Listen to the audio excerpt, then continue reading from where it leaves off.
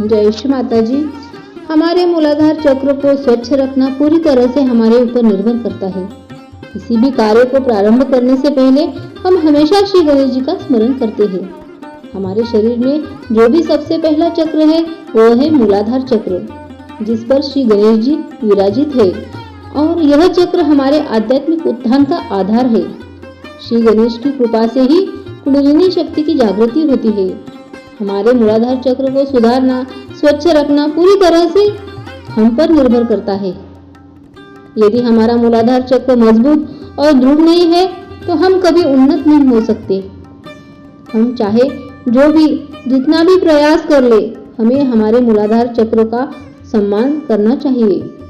मूलाधार चक्र की शक्ति को बढ़ाने के लिए कई उपाय बताए गए हैं, लेकिन हम स्वयं ही हमारे मस्तिष्क और मन के अनुसार कुछ ऐसे कार्य करते हैं, ऐसी बातें बोलते हैं, ऐसी चीजों को देखना सुनना चाहते हैं। उन चीजों के लिए एक गुप्त आकर्षण अभी भी हमारे अंदर है, जिसके कारण हमारा मूलाधार चक्र मजबूत नहीं हो सकता। इसके लिए हमें अपने मन को, अपनी इच्छाओं को देखना होगा कि वह कहाँ जा रही है। अपने मन की इच्छाओं के खिलाफ खड़ा होना पड़ेगा।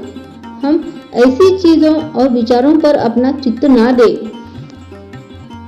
पश्चिमी देशों में लोगों ने एक व्यक्ति से दूसरे व्यक्ति पर अपना चित्त स्थानांतरित करने के तरीके निकल लिए हैं और ऐसे मानसिक कलाबाजी से अपने चित्त को नष्ट कर लिया है। हमारे गलत दृष्टिकोण और अन्य लोगों के गलत अनुमानों को स्वीकार करने के कारण हमारा मूलाधार चक्र खराब हो जाता है। इसके बाद ही मूलाधार चक्र की कमजोरी शक्ति ही सात कुंडलिनी शक्ति ऊपर उठती है। मान लीजिए कोई व्यक्ति बेईमान है, कंजूस है, या उसने बाई और के पाप माँ के खिलाफ कार्य किया है, तो यह केवल वह व्यक्ति ही जानता है कि उसने क्या गलत किया है, गोपनीयता में क्या किया है, क्या करने जा रहा है। तो हम स्वयं जान सकते हैं कि हम कहाँ गलत है। हमें अपने प्रति दयालुता रखनी है, तो हमें एक स्वस्थ वैवाहिक जीवन जीना चाहिए। दूसरों को प्रभावित करने के लिए या दूसरों से प्रभावित होना ऐसे कार्य करके मूलाधार चक्र खराब नहीं करना है। एकमात्र प्रभाव जो वास्तव में काम करना चाहिए या जिस बात का प्रभाव वास्तव में होना चाहिए वह वो ऊंचाई है ध्यान की, जिसे हमें हासिल किया है। खराब मूलाधार चक्र के साथ भी कुंडलिनी उठती है और हम मूलाधार चक्र को ठीक कर सकते हैं। हमें थोड़ी तपस्या करनी होगी। जैसे पश्चिमी लोगों में रेड मीट, मांस, घोड़े, कुत्ते का मांस नहीं खाना चाहिए। शाकाहारी भोजन अधिक लेना चाहिए। जो चीज शरीर में हिट उत्पन्न करे उन्हें नहीं लेना चाहिए। हमारे भोजन से मूलाधार की शक्तियों पर फर्क पड़ता है। इसके अलावा हर पुरुष को यह हर महिला को देखना श्री गणेश जी को नाराज करता है। खुद का सम्मान करना चाहिए। हमारे मस्तिष्क पर नियंत्रण रखना चाहिए कि वह हमेशा गंदी चीजों की तरफ क्यों जाता है।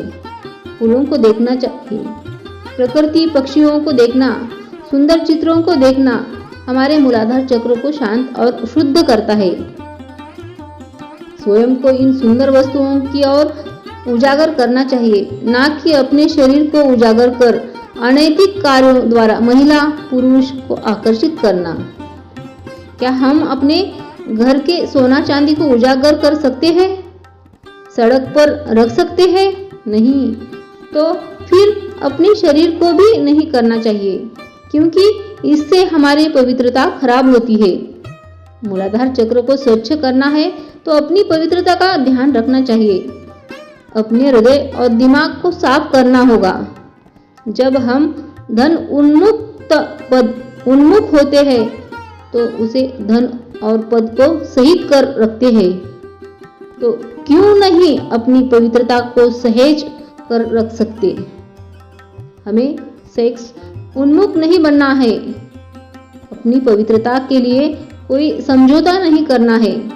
स्वयं को धोखा नहीं देना है, नहीं तो हम कभी ऊपर नहीं उठ सकते। अपने चित्त का निरोध करना है, देखना है कि हमारा चित्त कहाँ है। मूलाधार चक्र के खराब होने से असाध्य रोग, गुप्त रोग, एड्स जैसी बीमारियां हो जाती है। हमारी बुद्धि, विवेक, याददाश्त सब क्षीण हो जाती है। इसीलिए सबसे पहले हमें अपने अतीत को या अतीत में की गई गलतियों जिनके द्वारा हमने अपना मूलाधार चक्र खराब किया है उसे भूल जाना चाहिए उसे और स्वयं को शांत करना होगा, जिससे श्री गणेश उसे संतुलन प्रदान कर सके और हम उस पवित्रता को प्राप्त कर सके, सहज कर रख सके जो इस पूरी सृष्टि का आधार है। जय श्री माता जी।